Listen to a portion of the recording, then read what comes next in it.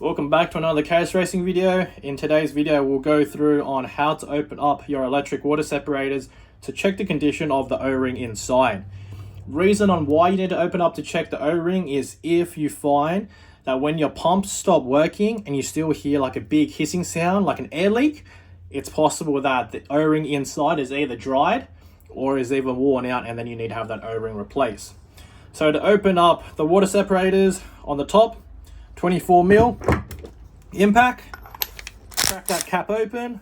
There you go. As soon as you get that cap off, there is a spring inside. Just remove that spring, and if you look inside, there's a cylindrical circle. On top of that, there is an O-ring. So grab yourself a set of open pliers, just loosely grab that internal sealing cap out. On the top there, as you can see, there's a green O-ring. Just inspect that.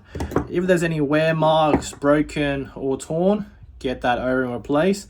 If it's in a good condition, just any lubricant, water-based lubricant like engine oil, kitchen oil, lubricate that O-ring a little bit, and then off you go. You pop that straight down, O-ring first back into the water separator.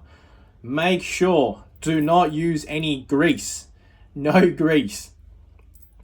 Water-based lubricant. Once you drop that back in, put the spring back in and the cap just back on top.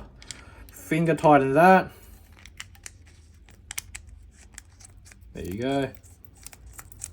And then just that 24mm ugga-dugga again.